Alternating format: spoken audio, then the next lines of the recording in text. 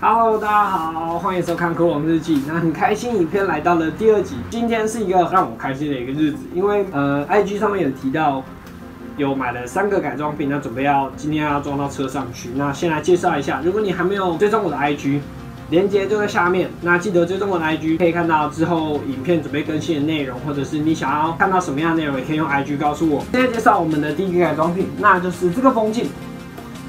对。IG 上面有讲到说没有选白色透明的，是因为我的车本身是白色的，那我为了要做出对比的那个感觉，所以选了这一块熏黑的风镜。再来的话是后照镜，后照镜的话其实买的用意跟风镜是一样的，就是为了提升视觉上的感觉，所以选择这2个改装品。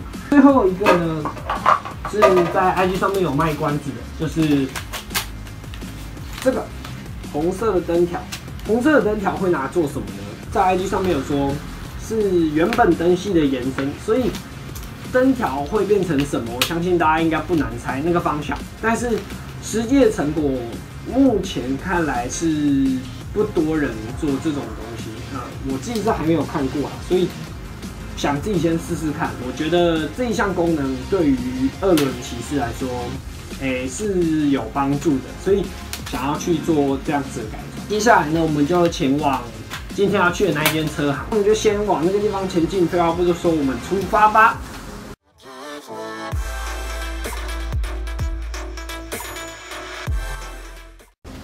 OK， 现在来到黄大哥这边，然后刚刚黄大哥拿到那个风镜的时候，就想到拿去做小阿鲁的碳座盖。对，那黄大哥这边虽然就是看起来说没有像到一般车行那样好像很专业，可是这边出了很多很棒的作品。对，然后我的车也是常来这边的其中一个。黄大哥，你最近有什么要卖的或者是新东西？应该是阿鲁的前土厨，然后单座盖，然后是用这个吗？说不定吧，对，说不定。然后就还有 R3 的尾壳，R3 尾壳，对 ，OK。还有之前有看到就是那个嘛 ，MSX 的前土厨，然后赛道壳，对 ，OK。还有小阿鲁的油箱罩在这边，还不错。如果有要，就是我会再把链接贴在影片下面，对，直接私讯黄大哥就可以了。可以的，对，黄大哥也是个人兴趣啦，一步一步做到现在。还有很多人是有不了解，就是这间车行的话，其实那大家看一个东西，其实大家就一定会知道，那就是这一台车大家一定不陌生，传说中的酷龙，对，这台是酷龙没有错。那这是黄大哥亲手改的，杜卡迪酷龙，这个我觉得还蛮难得啦。怎么一台酷龙可以改成这样？那这次也让还没有看过这台车，或者是知道这台车，然后不知道黄大哥动威车业的车友们也可以来看一下。那其实这边还有很多的车子在这边等着做改装，所以现在这样我们试试看。哇，应该差不多吧？应该差不多，修一次就到位。对，应该差不多。这个就是把它再稍微调整一点。哇，天哪，完美，完美，真的。这个再调完一点。这边可以看到风镜是需要做切割的，是因为酷龙本身并没有改装风镜的套件可以做使用。那黄大哥在修饰多余材料的时候，也花了非常多的时间在做处理。现在是风镜的那个角度，后面的那个角度缩点，对，要把风镜折上来一点点，要贴合，对，为了要贴合，对，为了贴合，所以是目前是前面它的锁点是没有问题。那这边的话，因为风镜比较弯，所以为了要假如说风镜是这样，那为了要让它可以贴合这个锁点，那要把它折上来一点点，对，那它可以贴合。黄大哥现在是在把它稍软一点点，它才可以折得上来。